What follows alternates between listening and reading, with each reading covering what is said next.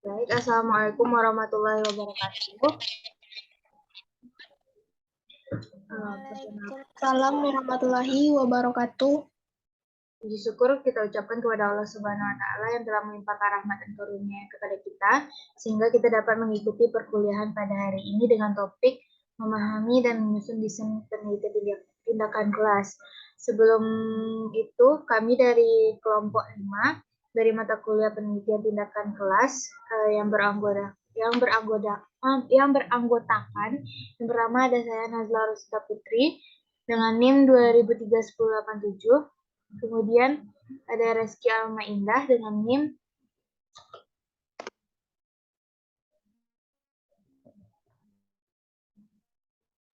20031028. Baik, selanjutnya langsung saja ke materi kita. Yang pertama itu ada macam-macam desain penelitian tindakan kelas dan subjek penelitian, variabel, dan juga data.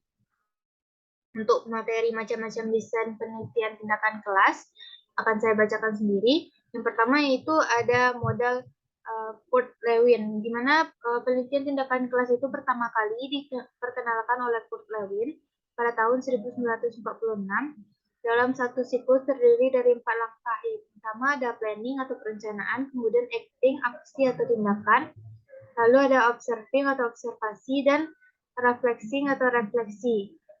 Sementara itu, 4 langkah dalam satu siklus yang dikemukakan oleh Kurt Lewin tersebut oleh Ernest Stringers dielaborasi lagi menjadi planning, implementing, dan evaluating. Berikut ini adalah skema dari model Kurt Lewin. Selanjutnya ada model John Elliot, di mana penelitian tindakan kelas, model John Elliot ini tampak lebih detail dan rinci, karena di dalam setiap siklus dimungkinkan terdiri dari beberapa aksi, yaitu antara 3-5 aksi atau tindakan. Sementara itu, setiap aksi kemungkinan terdiri dari beberapa langkah yang terrealisasi dalam bentuk kegiatan belajar mengajar. Maksud disusunnya secara terinci pada penelitian tindakan kelas model John Elliot ini supaya terdapat kelancaran yang lebih tinggi antara taraf-taraf di dalam pelaksanaan aksi proses belajar mengajar. Seperti ini skema dari model John Elliot. Untuk selanjutnya ada model Chemist and Next-Tegart, di mana model ini banyak dipakai karena sederhana dan mudah dipahami. Terdiri dari tahap-tahapnya ada plan atau perencanaan, kemudian pelaksanaan dan pengamatan, X and observe, dan reflect atau refleksi. Tahap ini berlangsung secara berulang sampai tujuan penelitian tercapai. Berikut ini skemanya dari model Chemist and Next-Tegart. Selanjutnya yang keempat ada model Dave-Ebert, di mana penelitian tindakan kelas model Elliot lebih mudah dipahami dan pelaksanaan dengan menekankan pada model spiral yang diawali dengan perencanaan, pelaksanaan, observasi, dan refleksi. Tahap yang dilakukan oleh penelitian tindakan kelas adalah terdiri dari 4 menurut model Dave-Ebert. Yang pertama ada perencanaan, pelaksanaan, observasi, dan refleksi. Keempat tahap merupakan bagian yang tidak bisa dihilangkan dalam penelitian tindakan kelas. Seperti ini skema dari model Dave-Ebert. Selanjutnya ada model Suharsini Arikunto, di mana secara garis besar penelitian tindakan kelas dilaksanakan melalui 4 langkah utama, yaitu perencanaan, pelaksanaan, pengamatan, dan refleksi. Berikut ini adalah skema dari model Suharsini Arikunto. Demikianlah dari model-model atau desain penelitian tindakan kelas. Yang pertama itu ada dari model Kurt Lewin, kemudian John Elliot, lalu ada Chemist and Next-Tegart, dan ada model Dave-Ebert, serta model Suharsini Arikunto. Selanjutnya yaitu materi tentang subjek penelitian yang akan dibacakan oleh rekan saya Reski Alma Indah. Kepada Reski dipersilakan. Baik, terima kasih moderator. Jadi materi yang kedua yaitu tentang subjek penelitian. Pengertian dari subjek penelitian yaitu batasan penelitian di mana peneliti bisa menentukannya dengan benda, hal, atau orang untuk melekatnya variabel penelitian. Menentukan dan menata subjek penelitian sejak awal penelitian itu penting. Hal ini dikarenakan untuk mengetahui apa atau siapa yang akan memberikan peneliti data dan informasi.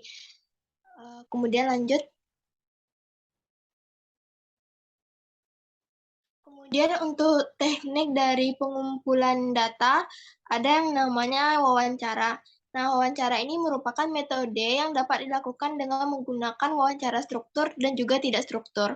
Perbedaannya dalam wawancara terstruktur berarti peneliti sudah mempersiapkan pertanyaan sebelum memulai wawancara narasumber atau subjek penelitian. Kemudian yang kedua, observasi. Metode ini dilakukan dengan menggunakan panca indera peneliti untuk melihat, mengawasi lingkungan atau situasi penelitian. Kemudian data yang didapat dari metode ini berupa ruang atau tempat, waktu, pelaku, kegiatan, peristiwa, dan juga perasaan. Kemudian yang ketiga yaitu dokumentasi. Metode ini sifatnya sebagai komplemen hasil penelitian, artinya data yang didapat dari teknik ini berfungsi mendukung penelitian.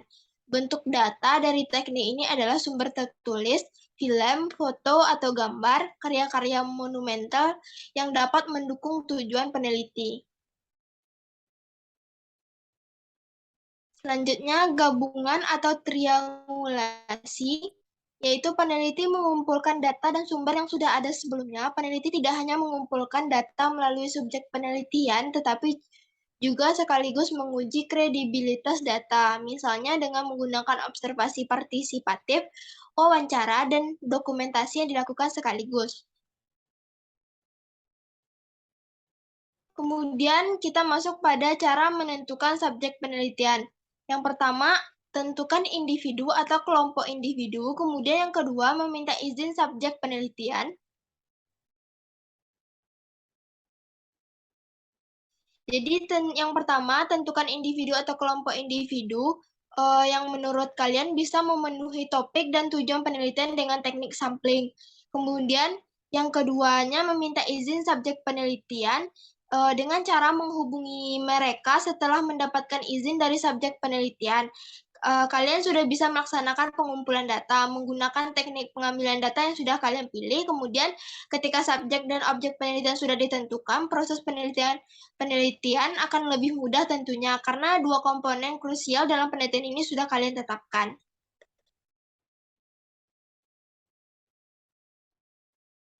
Selanjutnya yaitu tentang variabel dan data. Dikembalikan kepada moderator. Baik, terima kasih kepada Kang Rizka Indah. Selanjutnya kita akan masuk ke materi tentang variabel dan data. Yang pertama ada data penelitian yang akan dibacakan kembali oleh rekan saya Reski Almaindah. Kepada Reski dipersilakan. Baik, yang pertama pengertian data penelitian. Data penelitian merupakan keterangan atau bahan yang bisa dijadikan sebagai dasar kajian atau analisis data penelitian dan simpulan dalam suatu penelitian. Menurut ahli, data merupakan informasi faktual seperti pengukuran dan statistik yang dipergunakan sebagai dasar dalam penalaran, diskusi, atau perhitungan seperti dalam penelitian ilmiah. Selain itu, data adalah kenyataan-kenyataan murni yang belum diberi penafsiran apa saja, belum diubah maupun belum dimanipulasi, namun sudah tersusun dalam sistematika tertentu. Sistematika yang menyusun data ini dapat berbentuk dasar yang mengikuti kronologis atau waktu, spasial atau tempat, peristiwa pokok soal, hingga dasar lain yang sesuai dengan tujuan dilakukannya penelitian oleh seorang peneliti menurut Sutama. Kemudian klasifikasi dari data penelitian. Yang pertama yaitu data penelitian kuantitatif, merupakan jenis-jenis data penelitian yang ada atau dinyatakan dalam bentuk angka dan diperoleh dari lapangan. Disebut juga data kualitatif yang dinyatakan dalam bentuk angka dan diperoleh dengan cara mengubah nilai-nilai kualitatif menjadi kuantitatif. Kemudian yang kedua, data penelitian kualitatif. Diartikan sebagai data-data yang muncul dan dinyatakan dalam bentuk kata, kalimat, ungkapan, narasi, hingga gambar. Seperti seorang siswi bernama Ani berkelakuan baik sekali, sehingga data yang disebutkan tersebut adalah data kualitatif. Kemudian persyaratan data penelitian yang valid. Yang pertama harus aktual. Data penelitian harus aktual, artinya data penelitian dilakukan memiliki kebaruan atau mengikuti perkembangan zaman dengan inovasi-inovasi yang ada. Contohnya seperti penggunaan startup dalam bidang pertanian. Yang kedua, representatif. Data penelitian yang representatif artinya data penelitian didapatkan sudah mewakili permasalahan secara jelas atau menjelaskan fakta yang ada dalam masyarakat secara luas. Contohnya seperti data penjual daging sapi di pasar tradisional. Yang ketiga, objektif. Objektif dalam hal ini adalah riset yang dilakukan sudah dianalisis atau dikaji menggunakan penelitian berdasarkan fakta-fakta yang ada, dan bukan secara subjektif dari peneliti. Selain itu bisa dibilang objektif jika data-data penelitian sesuai dengan keadaan sesungguhnya. Kemudian sampling error harus memenuhi unsur kesalahan yang kecil. Artinya data penelitian dapat dibuktikan menggunakan bukti sehingga hasil penelitian yang didapat juga bagus. Penelitian yang diteliti tak banyak membuat kesalahan yang kemungkinan terjadi dalam proses penelitian. Kemudian relevan. Riset yang valid harus relevan. Artinya data penelitian yang digunakan berkaitan dengan permasalahan yang sesungguhnya dan menjelaskan fakta-fakta yang ditemukan oleh peneliti di lapangan.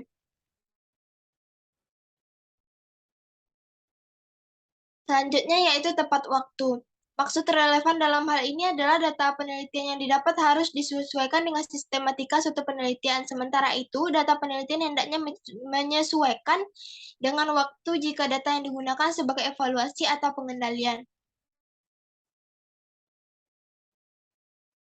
Selanjutnya yaitu bernilai guna. Memiliki nilai guna artinya data penelitian memberikan manfaat pada masyarakat yang pada umumnya bisa memberi solusi dari permasalahan-permasalahan yang ada. Hal ini termasuk dalam salah satu riset yang valid.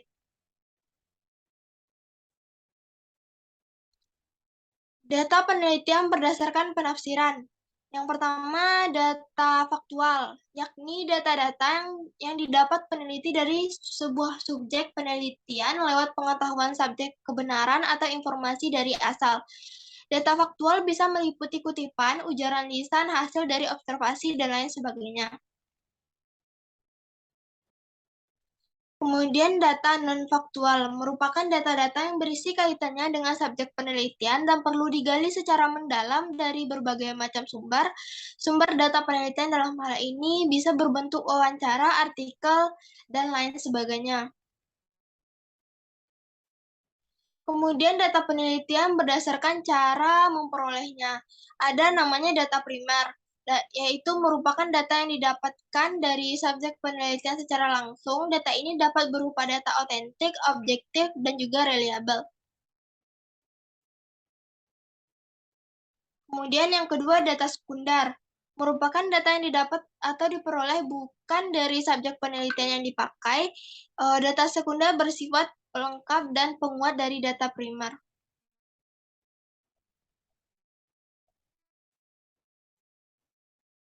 Selanjutnya data penelitian berdasarkan skala pengukurannya.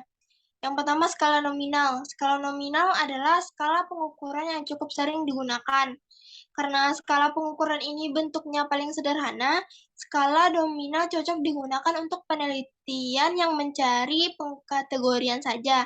Contoh kasus pengkategorian adalah menentukan kategori lambang, label, atau simbol. Umumnya pengkategorian ini berperan untuk mengelompokkan data sesuai dengan kategorisasi.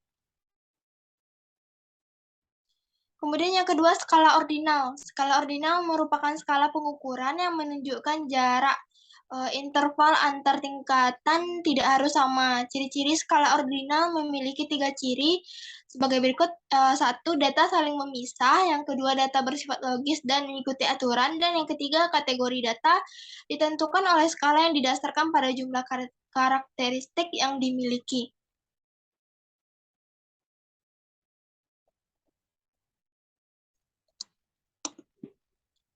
Selanjutnya skala interval. Skala interval merupakan skala pengukuran yang sering digunakan untuk menyatakan peringkat untuk antar tingkatan. Ciri-ciri skala pengukuran interval yaitu 1. Data bersifat saling memisah, 2. Data bersifat logis, dan ketiga, data ditentukan skala berdasarkan jumlah karakteristik khusus yang dimilikinya. Kemudian yang keempat, angka 0 hanya menggambarkan titik dalam skala, tetapi sebenarnya tidak memiliki nilai 0 absolut. Kemudian skala rasio. Skala rasio merupakan skala pengukuran data dalam peneliti yang lebih sering digunakan untuk membedakan, mengurutkan, dan membandingkan data. Skala rasio adalah skala paling tinggi dibandingkan 3 jenis skala yang sudah disebutkan sebelumnya. Ciri-ciri skala rasio yaitu data bersifat saling memisah, yang kedua data bersifat logis dan mengikuti aturan, dan yang ketiga kategori data ditentukan skala berdasarkan karakteristik khusus.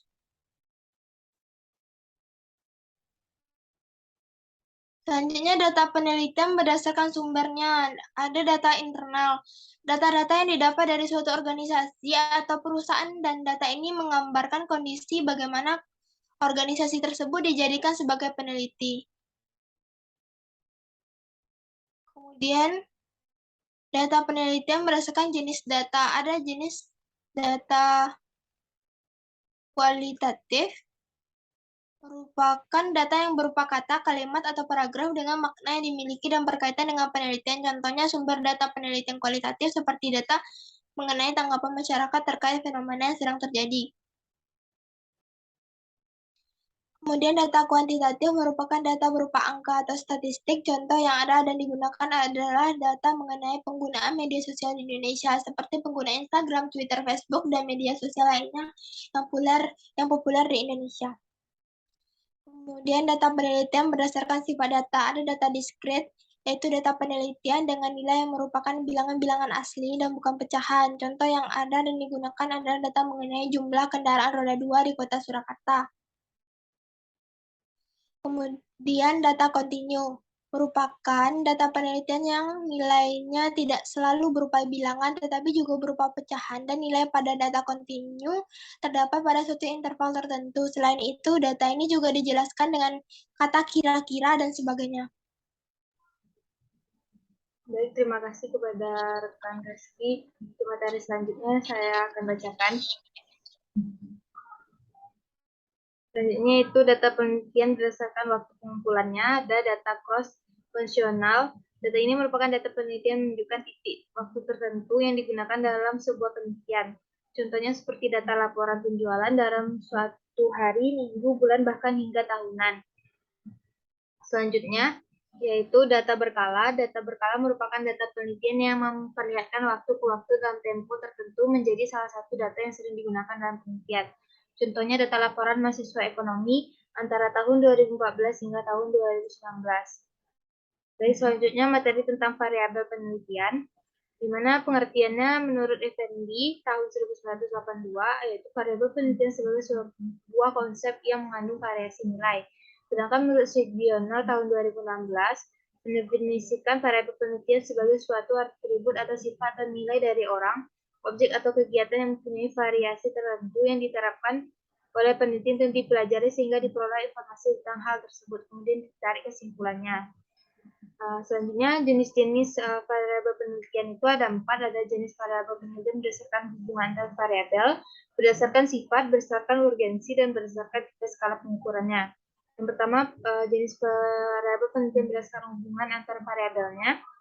Yang pertama ada variabel bebas atau independen variabel, di mana variabel yang memiliki pengaruh atas perbuatan yang terjadi pada variabel lainnya. Suatu perubahan yang terjadi pada suatu variabel dianggap disebabkan oleh variabel bebas ini. Selanjutnya contohnya itu yaitu ada penelitian dengan judul pengaruh minat baca terhadap prestasi belajar siswa, di mana variabel bebasnya adalah minat baca karena variabel tersebut berdiri sendiri dan dianggap mempengaruhi perubahan yang terjadi pada variabel lainnya, yaitu prestasi belajar siswa. Variabel jenis ini juga bisa disebut dengan jenis variabel stimulus dan atau pengaruh. Selanjutnya variabel terikat atau dependent variabel, di mana variabel yang dipengaruhi oleh variabel lainnya. Variabel ini keberadaannya dianggap merupakan suatu akibat dari adanya variabel bebas. Contohnya seperti penelitian tadi, yang mana variabel terikatnya adalah prestasi belajar siswa karena hasil prestasi dianggap dipengaruhi oleh minat baca siswanya. Lalu jenis variabel penelitian berdasarkan sifatnya ada variabel dinamis, di mana variabel ini berarti jenis variabel yang sifatnya dapat berubah-ubah, naik turun hingga karakteristiknya. Contoh variabel ini adalah minat belajar, prestasi belajar siswa, minat baca, kinerja pegawai, dan lain sebagainya. Lalu ada variabel statis, di mana berkembang dengan variabel dinamis, berkebalikan dengan variabel dinamis, di mana variabel ini bersifat tetap dan tidak dapat diubah dalam kondisi normal. Sifat dalam variabel tersebut sulit untuk diubah. Contohnya seperti jenis kelamin, status sosial, asal daerah, dan lain sebagainya. Selanjutnya ada jenis variabel penelitian berdasarkan urgensinya, di mana ada variabel konseptual, di mana variabel ini dalam jenis ini tersembunyi dan tidak terlihat melalui fakta yang ada. Meskipun begitu, variabel konseptual dapat terlihat melalui indikator yang ada. Contoh dari variabel konseptual adalah minat baca, motivasi belajar, dan juga bakat.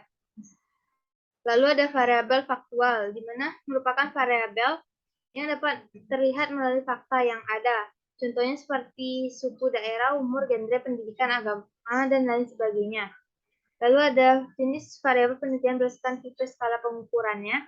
Ada variabel nominal, yang mana variabelnya